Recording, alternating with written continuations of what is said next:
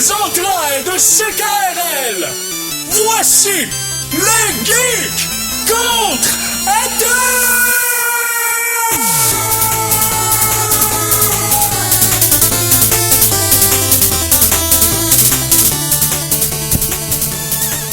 Samedi le 1er août 2015, bienvenue à cette nouvelle édition des Geeks Contre-Attaque. Alors, première de août, hein, avec une journée multiple, on va dire ça comme ça. Je dirais même première de ouf. Première de ouf, ou de out. Donc, en cette première d'août, mon nom est Éric Lajoie, parce que c'est comme ça qu'on m'a baptisé, puis j'avais pas vraiment mon mot à dire là-dessus, étant donné que j'étais pas capable de formuler aucun mot. À ma gauche, à la co-animation cette semaine, Philippe Jacques. Salut, mister. Salut tout le monde. Toujours content de remplacer Monsieur Boucher. Ah oui, ben c'est sûr. C'est pas des si gros souliers que ça à remplacer quand même, là. Non, mais quand même. Vous avez quasiment le même size en plus. C'est juste que moi, je dis moins de trucs douteux pendant que je parle. Ah, ça c'est selon tes critères. Ensuite, on a comme chroniqueur invité cette semaine Jean-Philippe Vachon. Salut. Hey, salut. Et à la mise en onde, le non moins mentionnable Mikey G. Je chose du 7,5, parfois du 8. Hein? C'est bon ça. Moi, j'ai les 13, personne ne peut me remplacer. Moi, je sais pas c'est quoi le 16 pour enfants qui équivaut, mais peu importe. Donc, en fait, j'ai deux 16 différents, mais c'est une histoire longue. Donc, sans plus de préambule, allons-y avec la chronique qui débute le show habituellement. Donc, Mikey, s'il te plaît. Pour apprécier les meilleures sources d'informations, vous devez vous exposer au pire. Voici les Geektualités. Les Geektualités, avec cette semaine, Philippe Jacques. Yep. Alors, que s'est-il passé dans l'univers geek cette semaine, selon toi? Tout un tas de trucs, pardi! Oh, donc quoi? Veux-tu commencer avec... Ouais, les gars ont commencé avec du Breaking Bad ou des pirates? Les pirates. OK. Les pirates? Les pirates. OK, bon, on start ça. Il y a eu une belle découverte en Floride cette semaine. Une équipe de recherche a découvert, équipé seulement d'un détecteur de métal, les restants d'un vieux galion des années 1715. Oh. Et qu'est-ce que contenaient ces galions? Et bien sûr, des doublons. Tout un tas de pièces d'or incroyables qu'ils ont trouvées avec un vrai trésor pirate. OK. Euh, Un coffre rempli à bord, là? on dit, d'après moi, ils l'ont trouvé dans le fond de l'océan, Ouais. bien sûr, pas dans un coffre comme on voit dans les films. Et c'était pas vraiment des pirates, c'était dans ce temps-là, ils étaient en guerre contre les Anglais étaient en guerre contre les Français et il y avait besoin beaucoup de fonds. Oui. Alors, les transferts de fonds, dans ce temps-là, il n'y avait pas Interac. Donc, Non, ils prenaient des galions et ils traversaient l'océan. Et malheureusement, ce galion-là, cette troupe de galions-là a trouvé une flotte de 12 vaisseaux. C'est échoué le 30 juillet 1715 à la suite d'un très gros orage qui a détruit la flotte, bien sûr. Et ils ont trouvé vraiment... Ça veut dire que ça fait exactement 300 ans? Oui. C'est comme ça que ça a commencé, Garda. Ben, c'est avant hier, ça faisait exactement 300 ans jour pour jour. C'est cool. Oui, ils ont trouvé une des pièces qu'ils ont trouvé qui était vraiment intéressante. Elle vaut 500 000 Hey. à elle seule. OK. Oui.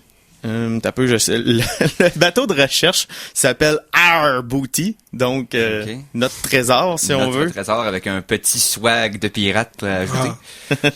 Donc, cette pièce-là est un peu spéciale justement parce que elle est une des premières à avoir été coulée dans un moule. Dans le temps, les pièces étaient frappées, étaient un peu irrégulières. Donc, cette pièce-là, il y en a eu 6.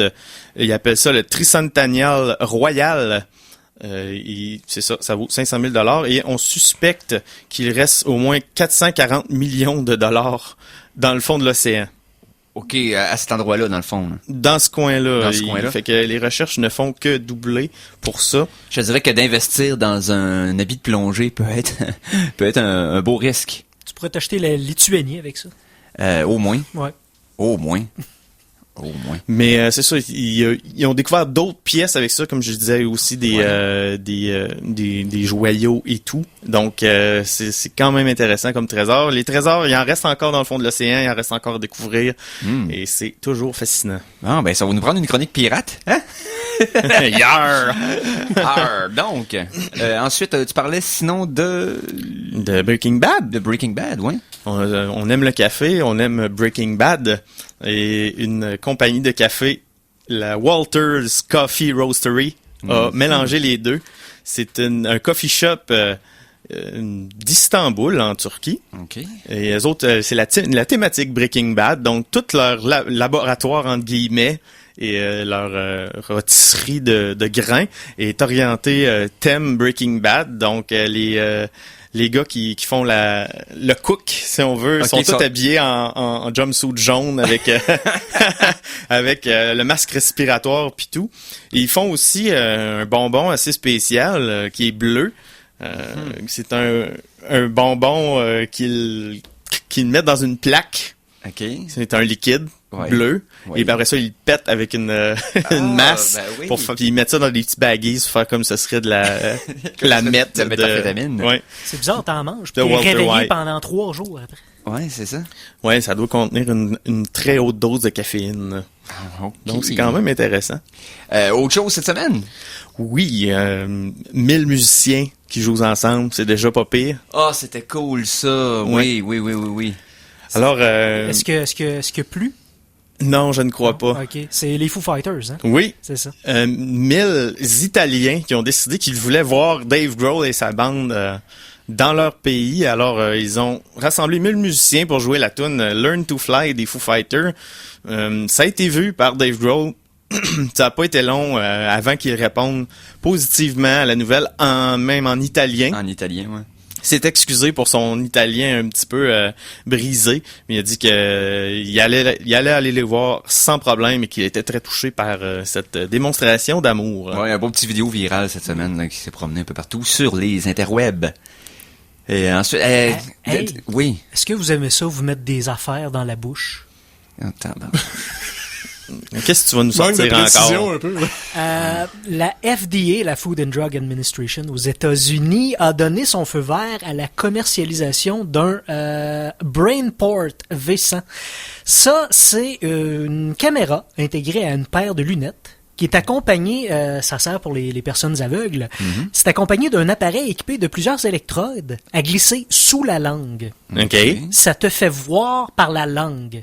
C'est Ouais, comme, j'avais déjà vu ça. c'est des impulsions électriques qui font comme du braille sur la langue et qui permettent aux personnes aveugles de voir les objets s'ils sont en mouvement, la grosseur, Donc, parce que la langue est ultra sensible à tout, dans le fond, tout j'imagine. stimuli, oui, Elle effectivement. pourrait, dans le fond, mieux détecter les vibrations environnantes que le reste du visage. Une des utilités qu'il avait trouvé de ça, c'était justement faire voir des aveugles. Ben Ben, oui, c'est ça. exactement. C'est fou. c'est C'est ça. fou. C'est ça le but, c'est ça la nouvelle. C'est ça le but. Ça n'a pas été entravé par les dangers potentiels liés à l'utilisation d'un appareil électrique qu'on se met dans la bouche. C'est quelques brûlures superficielles, un arrière-goût métallique dans la bouche aussi.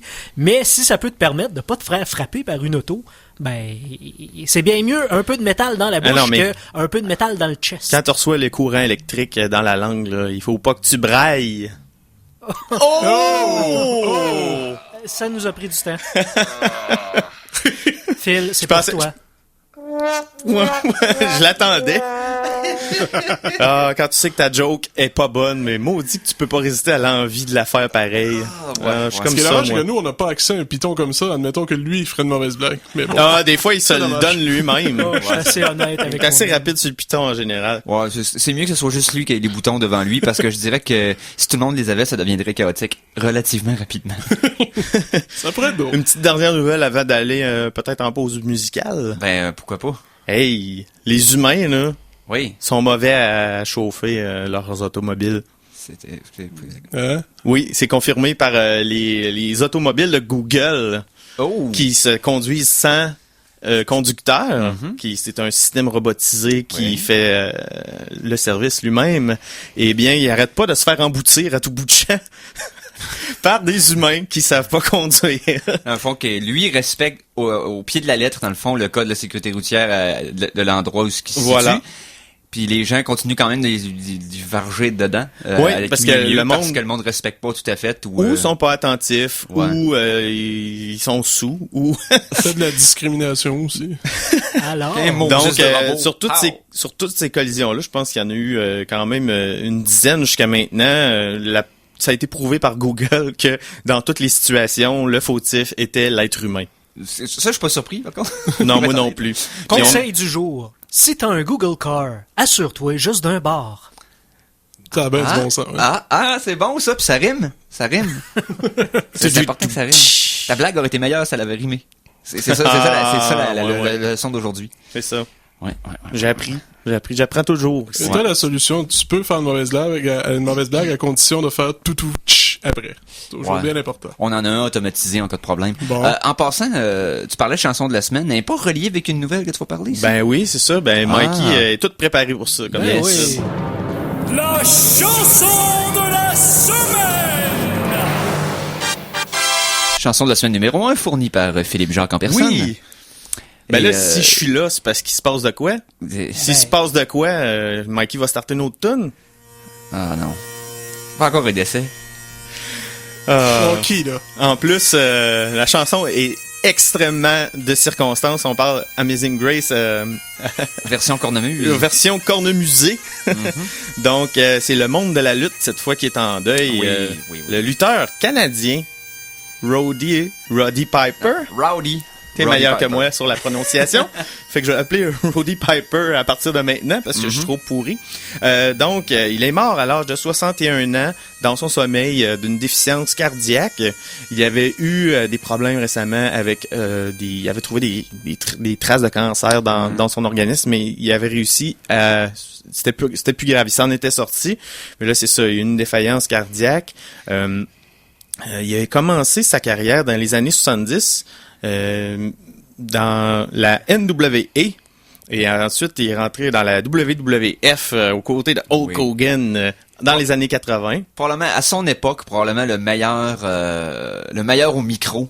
Comme vilain, dans le fond. Ouais, c'est un vilain, ouais. Ça a toujours été un vilain, ça a toujours été quelqu'un... Un des précurseurs de ce qu'on a connu par la suite avec The Rock, avec ceux qui avaient un micro qui était sensationnel, qui était capable de captiver des gens sans même faire une seule prise de lutte dans un ring. Roddy Piper est un précurseur extraordinaire de ce côté-là. Et c'était l'opposant de Hulk Hogan justement dans le premier WrestleMania. Effectivement. C'est Hogan qui avait gagné. Piper n'a jamais eu la ceinture, mais il est quand même très respecté dans le milieu. Il en a jamais eu besoin. C'est un Canadien qui est né à Saskatoon, ça je le savais pas. Et il a joué le rôle d'un Écossais pendant toute sa carrière. Pour les geeks qui sont fans de cinéma, il est surtout connu pour son rôle dans They Live, le film des années 80 de John Carpenter, où quand il mettait des lunettes de soleil spéciales, il voyait que certains êtres humains étaient des extraterrestres. Ouais, c'est ça qui nous contrôlait. C'était le gars, un film pré-conspiration. Et avec une scène de combat qui est devenue légendaire, ainsi que des one-liners entre guillemets. Oui, ben d'ailleurs, I came here.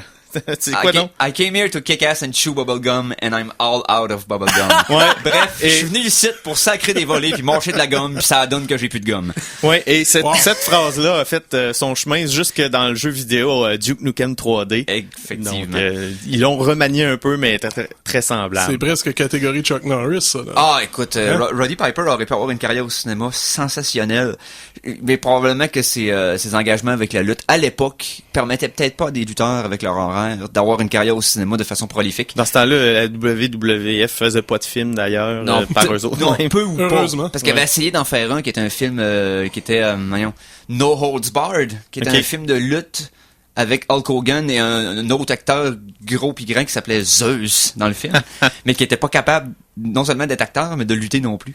Et ça avait été un flop total. Mais tu sais, depuis plus récemment, depuis The Marine avec John Cena, ils en font régulièrement. Oui, depuis une dizaine d'années, ils ont comme... Même le remake de Leprechaun, c'est WWE Movies. Ouais, mais c'est le succès de The Rock au cinéma qui a comme encouragé le WWE à débuter un studio de films. Et ça a commencé avec des films vraiment pathétiques et ça s'est amélioré depuis. On n'est pas au niveau des films réguliers, mais ça s'en vient. Donc, Philippe... Ouais. C'est où j'en viens avec ça? Ouais, la chanson de la semaine? Ben oui. Ben, c'est sa chanson d'entrée quand il venait lutter et qui s'annonçait. C'est son thème. C'est Green Hills of Terror et c'est fait à la cornemuse, bien sûr. Bien sûr. Donc, on écoute le thème de Rowdy Roddy Piper et on vous revient tout de suite après au Geek Contre-Attaque.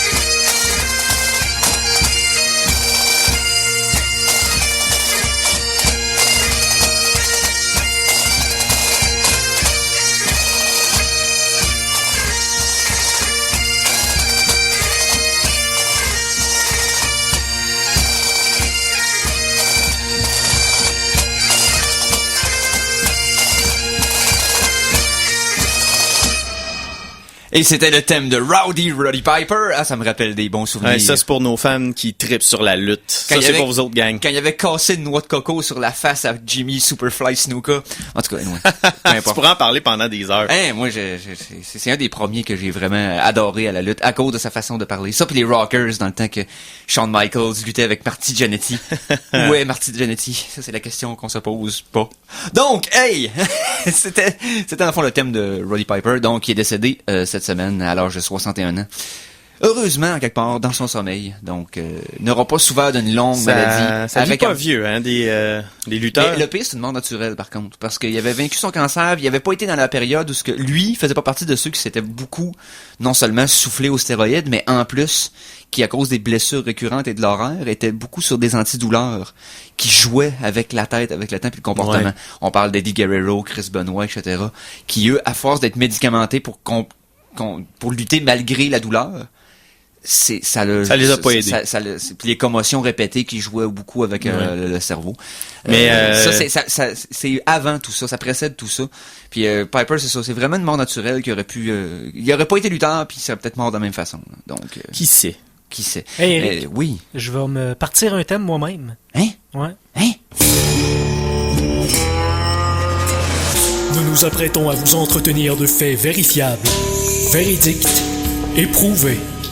Mais pour combien de temps? Chronique Science. Vous allez m'interviewer sur une expérience scientifique que j'ai faite cette semaine. Oh. Clairement. Oui, c'est vrai. La science vient d'appeler et elle t'aime. Merci, Mikey, pour ton courage. Pendant une semaine entière, tu as essayé le Soylent. Effectivement, pendant une semaine, je ne me suis nourri que de cette poudre... je dirais mixture. Mixture miracle, qui a la consistance, le goût et l'odeur de pâte à crêpes un peu. Ouais, on en avait parlé. Non, t'as la texture et le goût de l'ennui. On en avait parlé la semaine dernière parce qu'on avait goûté en direct sur les ondes de notre émission.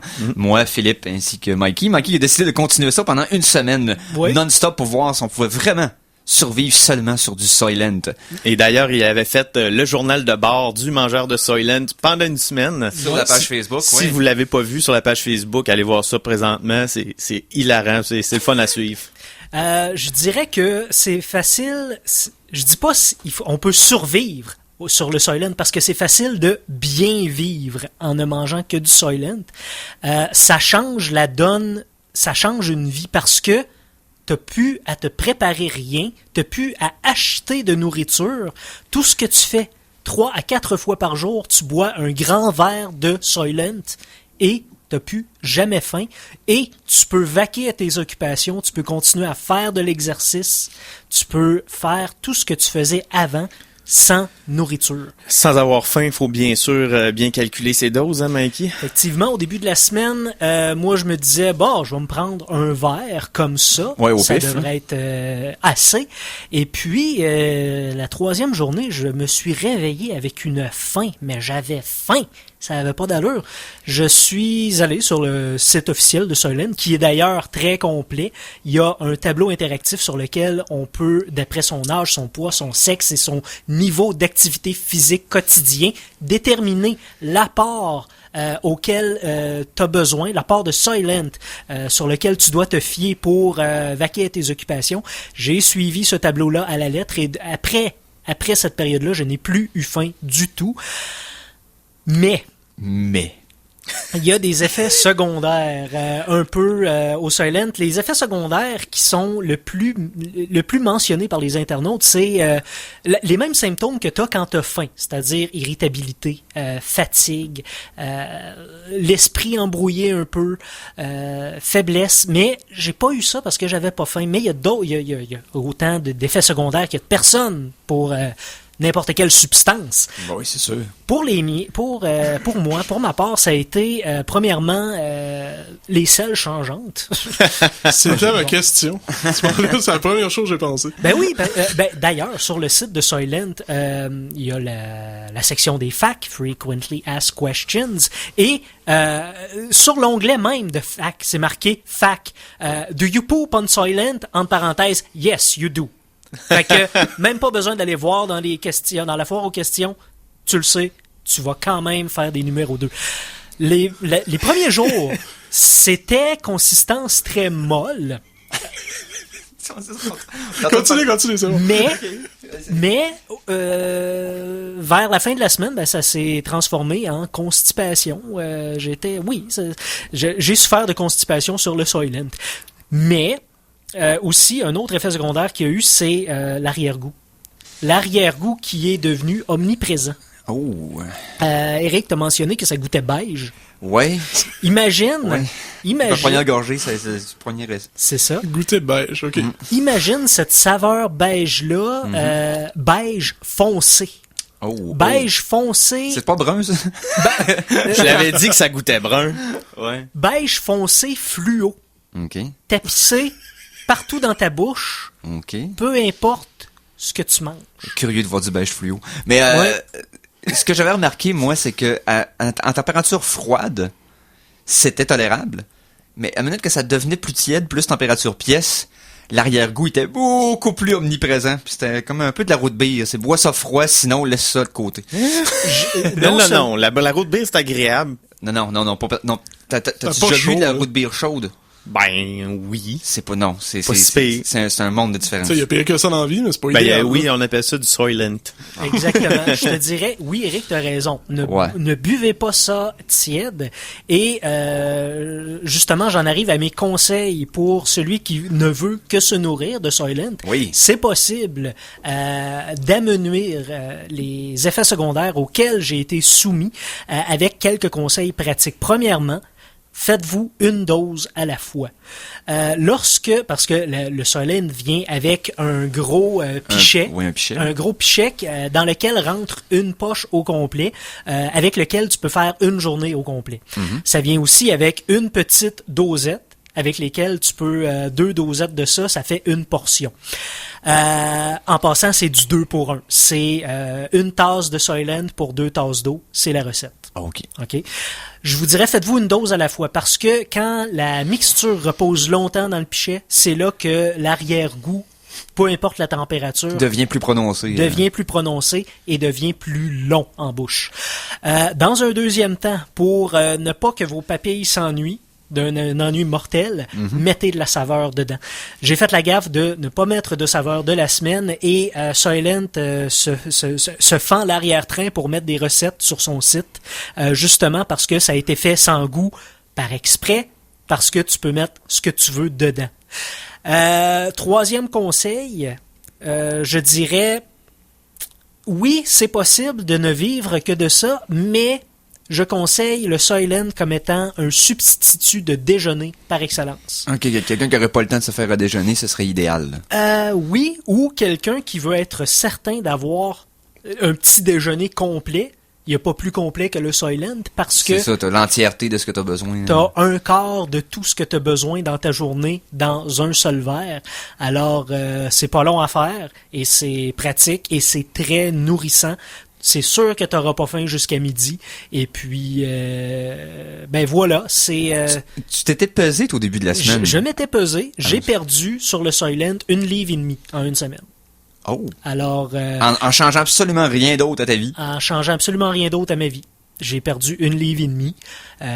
Donc, c'est possible aussi de maigrir en ingurgitant du Soylent. Ça m'amène à vous dire que CKRL est en campagne pré-membership. Ça vous donne droit à participer, à être membre de CKRL, à participer à des tirages. Oui. OK?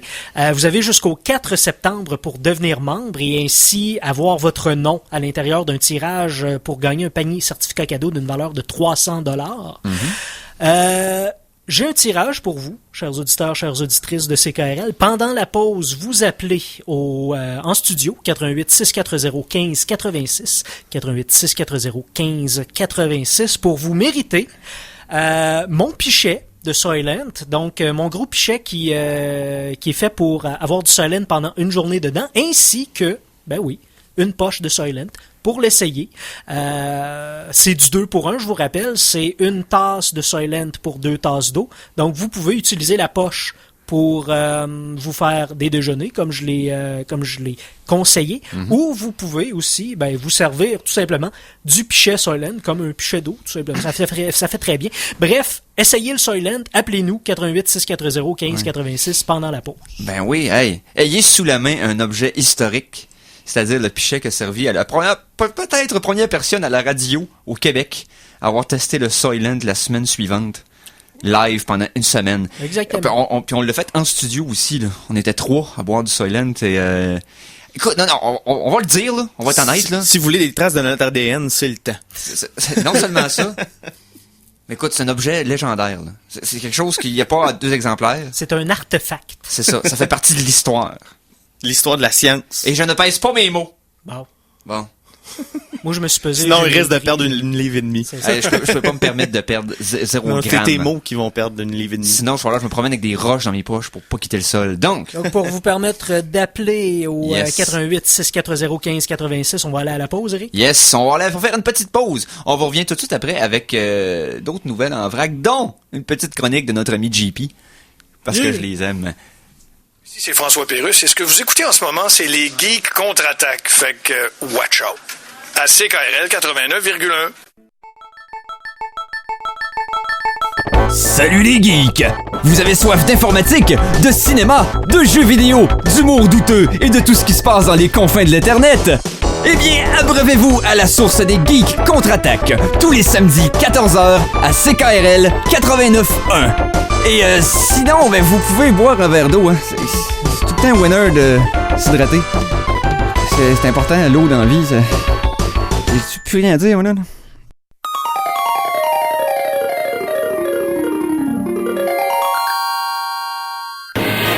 retour de la pause, revoici les Geeks contre-attaque! Et nous sommes de retour pour la deuxième demi-heure de l'émission Les Geeks contre-attaque, édition du 1er août 2015. Donc, on a parlé de l'expérience de Soylent de notre ami Mikey Boy ici présent. Et puisque personne a téléphoné, eh bien, on va tout simplement faire tirer le dit produit sur la page Facebook des Geeks contre-attaque. La première personne qui nous écrit en privé se méritera ce magnifique pitcher de Soylent ainsi qu'une poche. Yes, donc ceux qui écoutent le podcast peuvent être dans le concours quand même. Donc, maintenant je pense que c'est le temps d'accueillir comme il se doit notre chroniqueur. Donc, Mikey, s'il te plaît. Ben oui, bienvenue. Bienvenue. Non, mais pas comme ça! Ah! Pas comme ça! Ok. D'habitude, on a un thème, quelque chose, non? Oui, Oui, t'es bienvenu. La Geek du contre-attaque souhaite la bienvenue à l'invité de la semaine.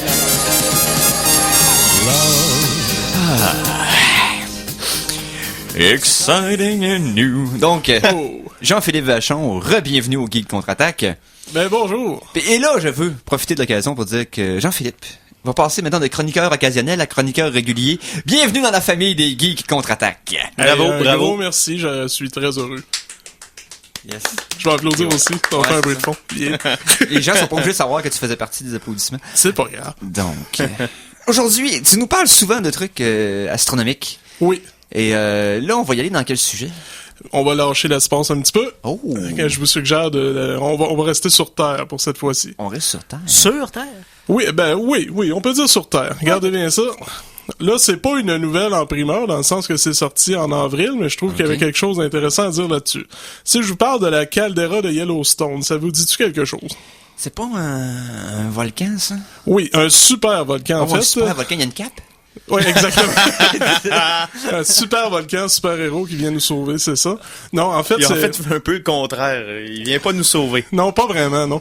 Non, en fait, je parle du super volcan de Yellowstone. Pour ceux qui ont fait du tourisme aux États-Unis, le parc du Yosemite qu'on dit, je pense. Pour la prononciation. Non, le parc c'est le parc de Yosemite, en tout cas, je pense. C'est le parc de Yellowstone et il y a le rocher, en fait, la montagne Yosemite. J'ai de la misère avec la prononciation. Mais en tout cas, on dit Yosemite. Bref, c'est là, ok? Tout simplement. C'est quoi la nouvelle, rapidement? On va juste résumer c'est quoi exactement cet endroit-là. Bon, là, il y a plusieurs catégories de volcanisme, là. Ça va être ça le thème cette semaine. Donc, on a les petits volcans qu'on connaît, là, qui arrivent occasionnellement dans le monde. Oui. Et on a aussi, par contre, ce qu'on appelle les super volcans. Donc, ça, c'est comme des éruptions, c'est comme des constructicons. C'est comme un constructicon de volcan. Non? Non? À peu près. Ben, c'est vrai pareil. Je pense que c'est plusieurs poches de lave. Dans ce sens-là, c'est pas faux, ok? Ça semble pour faire plus de... Donc, plusieurs volcans avec le même plusieurs réservoir. Chambres. Plusieurs chambres. C'est un super volcan, ça a un très très gros réservoir, puis ça peut exploser de plusieurs endroits en même temps, en effet. Donc, dans le cas du Yellowstone, la dernière éruption a eu lieu il y a 640 000 ans. Puis ça, pour donner une idée, ça a créé en termes de retombées de cendres suffisamment de matériel pour recouvrir plus que la moitié des États-Unis d'aujourd'hui. Là. Oh! OK. Et ça a créé une explosion qui s'est élevée à 30 km de hauteur, donc c'est quelque chose. Puis pourquoi je vous parle de ça tout d'un coup comme ça, c'est que en avril dernier, on savait déjà qu'il y avait une poche d'environ 10 000 km3 de magma sous le parc de Yellowstone, ce qui est déjà énorme. Mm-hmm. Et on se doutait qu'il y avait d'autres poches en dessous, mais on n'avait pas évalué jusqu'à quel point la découverte allait être importante, mais on a découvert une poche en dessous de la poche principale de 50 000 km3 supplémentaires. C'est du stock, ça? Ah oui, c'est du stock. Puis pourquoi je vous en parle, c'est que on part pas en peur, c'est que le volcan est dû, si on peut dire. C'est-à-dire qu'en moyenne, il y a une éruption aux 600 000 ans, puis là, ça fait quelque chose comme 630 000 ans qui a pas sauté, tu sais. OK. Puis récemment, pour vrai, le parc de Yellowstone, il y a une élévation du sol qui a commencé avec une élévation de température. Oh. Donc là, il y en a qui se disent, est-ce qu'il va entrer en éruption vraiment? Bon, on s'entend qu'en science, c'est quelque chose qui est dû. Ça peut, je peux pas être bien plus précis qu'entre 0 et peut-être 40 000 ans, c'est embêtant. Peu importe, on va faire une chronique hollywoodienne catastrophique aujourd'hui. Qu'est-ce qui arriverait s'il fallait que... Bang! Créer un film de Roland Emmerich dans nos esprits. Oui, produit par Michael Bay, en plus. Donc, donc, on va explorer les conséquences de l'éruption du Yellowstone. Exactement ça que je fais avec vous aujourd'hui. Puis honnêtement, là, je ne souhaiterais à personne sur Terre que ça arrive parce que les conséquences sont loin d'être comme le volcanisme classique. OK. Pour donner un exemple, nous, le seul comparatif qu'on a documenté vraiment, c'est l'éruption la catastrophe de Toba qui est arrivée il y a 75 000 ans et ça a failli faire disparaître l'être humain de la surface de la planète, sans farce. Oh. OK? Tout le monde a entendu parler du Mont Sainte-Hélène? Oui. Une grosse éruption, on s'entend? Ça a États-Unis, fait toute ouais. une tollée. Dans les années 80, je pense. 80 précisément pour de ça. Pour donner une idée, là, l'éruption du Toba qui a failli éliminer l'humain de la surface de la Terre, là, c'était 3000 fois le Mont Sainte-Hélène. Et dans le cas de Yellowstone, on estime que ce serait 25 000 fois le Mont Sainte-Hélène. OK? On est fait, là. À peu près, oui. OK. On est fait. Alors, c'est quelque chose, là, je vais vous expliquer les conséquences que ça aurait à court terme. On va commencer par les États-Unis, parce que c'est le principal concerné, on s'entend. Là, c'est un document de la FEMA que je vais vous lire rapidement, les résumés. Donc, la Federal Emergency Management Agency. Pour commencer, il y a 87 000 habitants dans le premier 100 km de l'éruption. Tout ça pour vous dire qu'ils seraient littéralement vaporisés instantanément. OK? Ça va chance de sentir survie, le zéro. barbecue.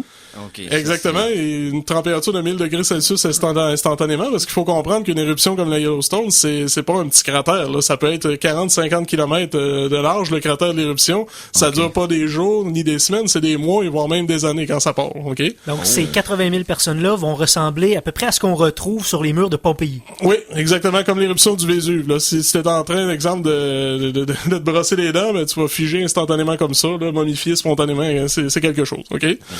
Puis au-delà des 100 km suivants, là, c'est là que la catastrophe, pour donner une idée, là, plus que presque 75% des États-Unis deviendraient inhabitables. Le centre du Canada deviendrait inhabitable également, et de façon irréversible pour des milliers d'années. Là, c'est pas des farces. Mais il y a rien au centre du Canada. On parle, il y a Saskatoon, où est-ce que quelqu'un, justement, est décédé il y a pas longtemps. C'est rien qu'une blague. Il y a beaucoup de foin, en tout cas. Ça pognerait le feu, ça. Au Québec? Au Québec. Au Québec, sur le moment, nous, ce qu'on recevrait, c'est des cendres, mais on ferait partie du problème majeur qui s'en suivrait par la suite, c'est qu'une éruption de cette intensité-là, ça contamine durablement les réserves d'eau potable. Donc, partout aux États-Unis, au Canada, etc., on n'aurait plus rien à boire carrément. Ça crée un hiver volcanique majeur qui mène à un ère glaciaire. C'est ce qui a causé d'ailleurs presque l'extinction des humains il y a 75 000 ans. Okay. On parle de températures qui peuvent chuter de carrément 15 degrés Celsius à long terme. Parce que les débris dans l'air vont obscurcir les rayons du soleil, donc on va être comme à l'ombre pendant longtemps. En partie à cause de ça, mais c'est surtout, en fait, je vous nomme le composé exact. Je l'ai ici, il me semble. En tout cas, c'est que ça envoie une espèce de composé chimique. Je l'ai ici, c'est de l'acide sulfhydrique dans la stratosphère. Ça prend énormément de temps à retomber. Et en effet, ça bloque la chaleur, le soleil, les infrarouges. Et puis c'est de façon extrêmement durable. Sans compter toutes les maladies pulmonaires que ça occasionne. Bref, c'est tout pour donner une idée. C'est comme si, imaginez là, qu'on est en hiver. Mettons qu'il y a une éruption cette année, on est en hiver, l'hiver ne se termine pas et ça dure pendant des années. Là. C'est quelque chose sur une grande partie de la planète. Donc naturellement, toutes les cultures dans le monde sont stoppées, bloquées, donc toute la chaîne alimentaire s'effondre un par-dessus l'autre, etc. Donc c'est vraiment une cascade, c'est quelque chose. Et dans le cas des États-Unis, la plus grande puissance de la planète, le pays serait complètement brisé à vie. Là, littéralement réduit ensemble. Jean-Philippe, comment ça serait? C'est sera qu'on dit. Sera, c'est parce qu'on sait pas quand ça va arriver. Hein. Si c'est ça. Peut-être que les États-Unis vont être déjà inexistants à cette époque-là, on sait pas. Dans 40 000 ans, c'est quelques années. Si ça arrive dans 10 ans, en effet, les États-Unis seraient littéralement vaporisés de la carte, mais si c'est dans 40 000 ans, on sera peut-être plus là. Donc c'est très embêtant de ce côté-là. Okay? Ouais. Vite comme ça, est-ce que il y a d'autres conséquences, j'imagine là? C'est beaucoup c'est sûr qu'il y a beaucoup de conséquences parce qu'instantanément dans une éruption comme ça, pour donner une idée, le trafic aérien des États-Unis au complet serait arrêté parce que ça brise les circuits électriques des avions, ça fait sauter les moteurs, les lignes électriques ne supporteraient pas le poids des cendres. Imaginez, il pourrait avoir jusqu'à 60 cm de cendres sur des milliers de kilomètres, là, ça donne c'est quelque chose, OK? Puis le problème, c'est vraiment la conséquence à long terme en tant que tel. Comme on dit, c'est un mini-air glaciaire. Puis saviez-vous ça, les êtres humains, là, je vais dire quelque chose, on est pratiquement consanguins à cause de la dernière catastrophe il y a 75 000 ans. C'est-à-dire? C'est qu'à peu près toutes les colonies humaines de la planète, sauf quelques-unes en Afrique, ont disparu littéralement de la Terre, faute de nourriture, etc. Puis quand on regarde le code génétique de l'être humain, là, même, je vais prendre les choses qui se ressemblent le moins au monde, un Inuit, exemple, et un Noir d'Afrique, tu sais. Même eux, ils ont peut-être même pas 0.1% de leur code génétique de différence. On est une des espèces animales, en fait, que le code génétique le plus ressemblant. de la planète, parce qu'ils appellent ça un effet d'étranglement, dans le fond. C'est que les survivants étaient tellement réduits que c'est On beaucoup vient de tous consanguinité. de la même tribu de 10-15 personnes. genre. Sans compter que selon la Bible, c'est peut-être même juste 2 personnes. Fait que d'un bord ou de l'autre. Mais pas la Bible là-dedans. toi. En tout cas, avis aux racistes, même si vous pensez qu'il y a une grosse différence entre un noir, un blanc ou des choses comme ça, Ouais, ben, la vous êtes génétique a dit que non. Ouais. Vous Ok. êtes dans le champ. Vous êtes vraiment dans le champ. Exactement. Est-ce qu'il y a une façon en quelque part, d'amenuiser ou de prévenir? Absolument pas. Il y a zéro Ça s'appelle on subit et ça s'arrête là. OK. Puis le pire, savez-vous qu'on est chanceux relativement parce qu'il existe pire qu'une super éruption volcanique dans le domaine du volcanisme. Une ultra éruption volcanique. On appelle ça des traps. Des trappes. Des traps. Ça, là, je vous rassure, là, c'est pas de danger que ça arrive parce qu'on n'est pas sûr encore du fonctionnement des traps. Une future mission vers Vénus pourrait nous montrer comment ça fonctionne parce que Vénus le subit présentement. Mais probablement que des traps, ça apparaît surtout quand il y a des super continents, là. Pratiquement tous les continents réunis à la même place ou en tout cas presque. OK, comme ça a déjà été le cas sur la Terre. C'est là. ça. Donc, les dernières trappes, si on commence de plus en plus à remettre en cause la comète qui aurait détruit les dinosaures, ça se pourrait que ce soit pas le cas. Ça pourrait être les traps de Deccan, qu'on appelle en Inde. Ça, c'est un volcanisme. Imaginez l'équivalent du Québec en entier qui devient fissuré complètement et ça dure des décennies. Ça augmente la dernière fois. Je vais prendre un exemple des traps de Sibérie, les pires qu'il y a eu de l'histoire. Ça a tué 95% de toutes les espèces de la planète, incluant celles qui sont dans l'eau. Donc, c'est vraiment ça, c'est le pire phénomène de volcanisme. C'est des fissures qui se trouvent, dans le fond, qui se trouvent jusqu'au Au manteau. Oui, jusqu'au absolument, manteau, pratiquement. Puis toute la chaleur sort de là, dans le fond. C'est ça, la théorie serait que, un petit peu, imaginez une soupe aux tomates, ça fait un petit bout que vous l'avez sorti du micro-ondes. Tu fais une petite peau sur le dessus. Exactement. Tu peux y toucher avec tes doigts, mais dedans, c'est bouillant. Exactement. Puis quand la peau est assez large, ben, au lieu de faire juste un volcan, une éruption, qu'est-ce qui arrive? C'est que quand on chauffe ça, c'est que ça va finir par fissurer puis la chaleur s'échappe d'un peu partout. Okay. On pense que ce serait ça, que ça serait produit dans le cas des trappes. Ça va être à confirmer, comme je dis, avec une mission sur Vénus, parce que Vénus est constituée présentement d'une sorte de super méga continent. Il n'a pas de plaque tectonique et il y a du volcanisme quand même. Mais bref, tout ça pour dire que voilà, c'est la seule chose qui existe de pire qu'une super éruption. Donc, si on résume, ça arrive demain matin, disparition probablement définitive des États-Unis en tant que tel, et remise en question du reste de l'humanité au complet à long terme. Oui. Puis, pour vous dire à quel point c'est pris au sérieux, c'est la dernière chose que j'ai à ce sujet-là. Oui. C'est dans un journal sud-africain appelé The Africaner, le Parlement d'Afrique du Sud a reçu une offre des États-Unis proposant de faire partie d'un plan de gestion des catastrophes où l'Afrique du Sud serait payée 10 milliards de dollars par année pendant 10 ans. Le plan prévoit le relogement temporaire de millions d'Américains en Afrique du Sud. OK? Un plan qui a été refusé. Finalement, c'est le Brésil, l'Argentine et l'Australie qui vont être payés pour ça. Donc, ça fait partie quand même du top 5 des catastrophes envisagées par la FEMA avec une attaque nucléaire sur Washington par des terroristes. Ça donne une idée. Donc, on s'attend à ce que ça se produise, mais l'idée, c'est que présentement, chaque année, là, il y a une chance sur 600 000 que ça se produise. Mais ce qui est drôle, c'est que les principaux vulcanologues disent que suffirait d'une intrusion de lave imprévue, comme ça arrive un peu partout, pour changer la donne et que ça devienne une question d'années ou de jours. Donc, autrement dit, on n'a aucune idée, mais il est dû. Ça fait 30 000 ans qu'il aurait dû entrer en éruption si on se fait à la moyenne des dernières fois. Donc, voilà. Mais j'ai une dernière question. Dans ton film de Roland Emmerich, là, Oui. est-ce que le chien du héros, il survit? Faudrait voir avec Michael Bay. OK. Mais une chose qui est sûre, c'est qu'il y aurait beaucoup d'explosions. Ah oui. Ouais. Moi, en hey! tout cas, moi, je mets Nicolas Cage comme lead. En tout cas, s'il y a autant de décès en aussi peu de temps, ça va te faire beaucoup de nouvelles pour les prochaines geektualités. Ça, Hein? c'est si on est vivant. C'est sûr. Il faut que The Rock soit dans le film. Hein, ça, OK, c'est bon, je suis d'accord avec toi. Yes. C'est bon. Hey, ben, Volcanic Rock. J'allais te remercier, mais... Moi, il joue un scientifique. Bon, ben, j'allais te remercier, mais je suis plus sûr. Ben, Hein, remercie-moi pas. Là. ben, Écoute, j'ai fait paniquer tout le monde. Peut-être qu'on va tous mourir. Ouais, mais peut-être aussi c'est Peut-être pas non plus. Mais peut-être bon, aussi c'est un astéroïde qui va frapper de plein fois la Terre. On peut rien faire contre Il y Moi, a beaucoup de façons j'ai de une mourir. réponse ultime, c'est qu'on va tous mourir, oui, un jour. ça. OK. Mais Ouais, avant, on est va aller à la juste pas pause. pressés. Ben, sur cette note joviale, allons en musique. La chanson de la semaine 2! OK.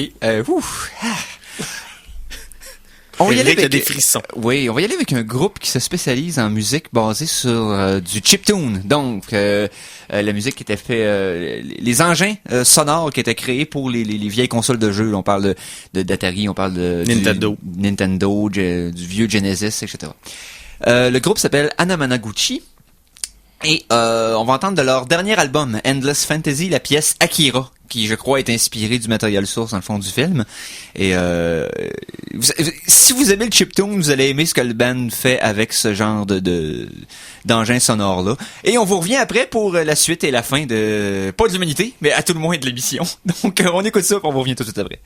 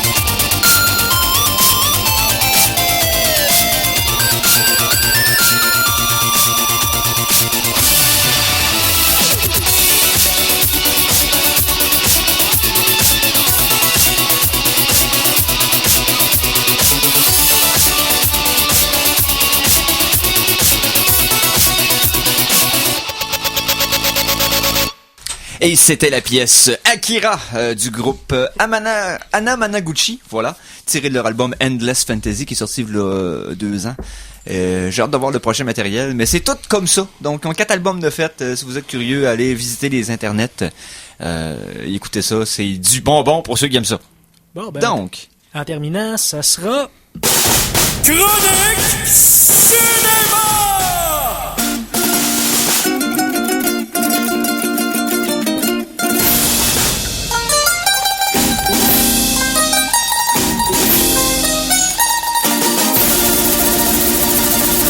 Alors, Chronique Cinéma cette semaine, à part la sortie du 5e Mission Impossible, Oui. que j'ai hâte de voir, je suis vraiment curieux, là, les bandes annonces étaient vraiment intrigantes. Que s'est-il passé d'autre? J'ai décidé de faire un Conan de moi-même. Ça fait plusieurs fois que tu sais, on aimerait ça voir Conan et ses reviews épiques de films. Et je me suis dit, je vais faire comme lui, je vais prendre 3 films que j'ai vus récemment et faire le review rapide des 3 films en question. Oh, OK. Mais moi, c'est pas des nouveautés qui sont sorties au cinéma. C'est plus des nouveautés qui sont sorties soit à la télé ou soit sur les internets. OK. On parle de films geeks. Le premier que je vais vous parler s'appelle Atari Game Over. C'est un documentaire sur Netflix. C'est un documentaire sur Ouais. Netflix qui est disponible présentement si vous voulez l'écouter. Je vous le recommande fortement. C'est la fouille qu'ils ont fait pour retrouver les vieilles cassettes d'Atari. Oui, de on en avait parlé en long et en large au moment où c'est arrivé. C'est ça, on l'an avait parlé dernier. de la préparation du documentaire en question Oui. et j'avais comme oublié ce documentaire-là. Et l'autre jour, je faisais le tour de mon Netflix cherchant quelque chose de nouveau à écouter et je tombe là-dessus. J'étais très heureux. Alors, ce qui est le fun avec ce documentaire-là, c'est que non seulement on suit la fouille pour ces cassettes d'Atari perdues dans le désert à Alamogordo, mais on suit... qui était jusqu'avant la fouille presque un mythe. Mais Oui, ça avait mais pas qui été est fait par le Video Game Nerd pour son film? Lui, l'histoire du film tourne autour de cet événement-là, mais c'est pas lui qui a initié la fouille Ok, en ok. tant que tel. Mais En ça fait, lui, existe, cet événement-là, lui c'est a bon. écrit son scénario en se disant ça serait cool. Nous autres, on va faire semblant de faire ça. C'est la quête du nerd d'aller trouver les cassettes d'Atari et l'année où ce qui a annoncé son scénario.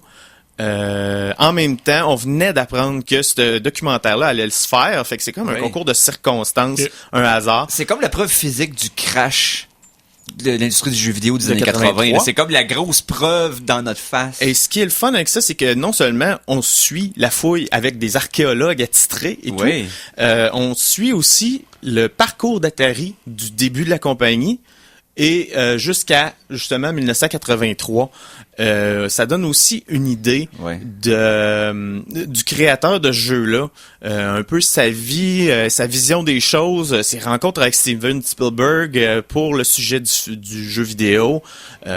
Pour faire un petit explicatif pour les gens qui sont pas tout à fait au courant, c'est que ce qui a causé le crash des jeux vidéo des années 80, c'est que Atari a à un moment donné fait beaucoup trop de jeux et qu'il n'y avait pas assez de monde pour en acheter. Quand je dis beaucoup trop, c'est 10 fois la demande escomptée par rapport au jeu qui était basé sur le film de E.T., qui avait été fait dans un laps de temps beaucoup trop Déraisonnable. court. Non, on parle de, je pense, c'est 5 semaines. 5 semaines avant la sortie du film. À l'époque, ça prenait au moins un an de développer un bon jeu, là, C'est si ça. on veut. 6 mois, là, ça commençait à être serré. Et il avait décidé d'attacher le jeu à la sortie du film. Parlant En d'être 5 serré, semaines. Phil, Oui. comment t'as trouvé le film? Sérieusement, excellent. Une belle récapitulation de Atari, justement, l'histoire d'Atari. J'avais fait un petit résumé ici, Oui. à un moment donné, une chronique historique. Les rubriques historiques. Oui. Bien sûr. Et mais aussi en parallèle de voir cette fouille-là, parce qu'au début, ils ont commencé par faire du carottage, voir s'ils étaient dans le bon secteur, fait qu'ils essayaient de trouver des journaux de 1983 puis tout. En tout cas, après ça, il y a la recherche vraiment avec les grosses pelles mécaniques, c'est vraiment fascinant. Cool. Ton deuxième film. C'est The Death of Superman Lives, What Happened? Ah, il est sorti le documentaire. Oui, il est sorti le documentaire. C'est un film de Tim Burton qui était supposé sortir dans le coin de 1997. Ça a commencé la production. C'était donc Tim Burton avec un Nicolas Cage comme Superman. Et le documentaire interview vraiment tous les intervenants, la pré-production, les artistes qui ont fait les sketchs. Ouais. Parce que ce qui est intéressant de ce film-là, c'est que la pré-production était très avancée avant que Oui. le projet soit avorté. Et Kevin Smith l'a rendu célèbre avec son fameux premier DVD, là, Evening with Kevin Smith, Oui. où il parlait de son expérience comme scripteur pour ce film-là. Et ce qui est le fun, c'est John Peters qui était le producteur de Oui. c'est un ancien coiffeur et le personnage est vraiment bizarre et mythique et on découvre à le connaître, on apprend à le connaître à travers ce documentaire-là. Il y a le documentaire qui a justement Kevin Smith dedans, qui redit son expérience comme lui, il a écrit le scénario, la première version. Donc, à voir pour tous les fans de Superman, tous les geeks fans de Kevin Smith. Est-ce que c'est disponible sur Netflix également? Non, il est disponible en ligne. Je vais vous donner le lien pour aller le télécharger. Pourquoi ça a été annulé? Concours de circonstances, je te dirais que Sony, qui avait les droits à l'époque, a complètement choqué. On va dire ça comme ça. Ils ont abandonné le navire. Voilà. Et je vais avoir besoin d'une alerte de spoiler pour le dernier. Oh, ok. Ben, spoiler. Ok.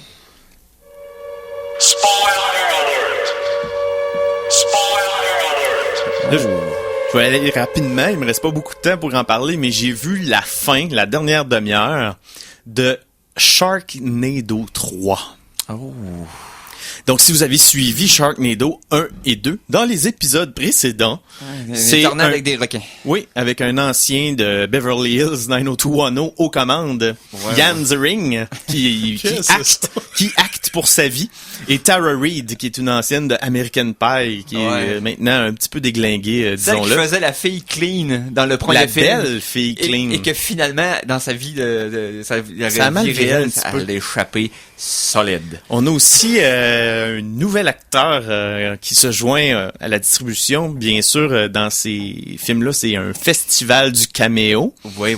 Mais il y en a un caméo qui reste plus longtemps en la personne de David Hasselhoff, qui joue le père du personnage de Jan Ziering. Et cette fois, la Sharknado... Dans le deuxième, je pense qu'il y avait 2 Sharknado ou 3 Sharknado en même temps. C'était terrible. Maintenant, c'est un mur de Sharknado.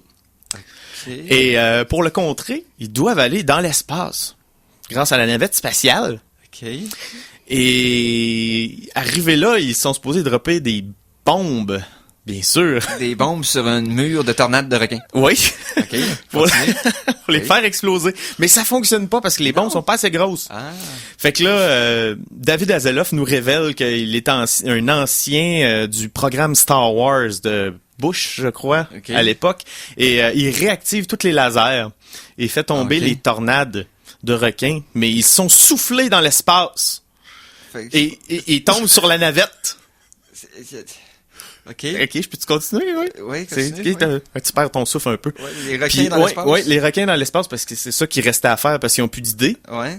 Donc, requins dans l'espace. Parce que tout est meilleur dans l'espace. Puis bref, la navette est détruite. Jan Ziering a juste le temps de pogner un jetpack pour retourner sur Terre. Et parce que c'est comme ça que ça fonctionne. oui, parce que sa femme s'est fait avaler dans le requin dans l'espace, qui retombe sur Terre. Et en entrant dans l'atmosphère, eux autres sont dans le bedon du requin. Bon. Et ils traversent l'atmosphère et ils brûlent. Que- Et à la fin, ils sortent du requin avec une chainsaw laser. Une tronçonneuse laser. Oui. Wow. Et pour sauver sa femme qui croit dans le requin, il rouvre le requin et voilà, le bébé de Tara Reid sort. Oh mon Dieu. Elle a couché dans le requin en descendant dans l'espace. Et ça se termine. Je pense que le prochain Machete va ressembler à ça. Ça se termine avec une image de David Hasselhoff sur la Lune qui fait un salut militaire, il est abandonné là. Et voilà, Bon, sans c'est vivre et sans air. Il va sûrement mourir. Eh c'est ben, je me triste. dépêche à pas écouter ça. Ben, Il va y avoir un 4, c'est sûr. Dépêchez-vous à écouter de la zouk après pour vous nettoyer les oreilles. Oui. Oui, Ouais. parce que c'est déjà la fin de l'émission sur cette critique incroyable de Sharknado 3. Donc, hey, merci beaucoup, Phil. Ça fait plaisir. Tu nous as encore amené un dessin aujourd'hui, je veux dire, c'est en feu. Ensuite, merci à Jean-Philippe pour ces bonnes nouvelles optimistes. Oui! Oui, et merci à Mikey pour avoir sacrifié son corps pendant une semaine. Pour la science! Pour la science. Suivez-nous sur Facebook, suivez-nous sur YouTube également, puis je fais tirer du Soylent, allez sur le site pour participer. Yes, et surtout, suivez-nous la semaine prochaine pour une autre édition des Geeks Contre-Attaque. Sur ce, je vous dis, salut les geeks!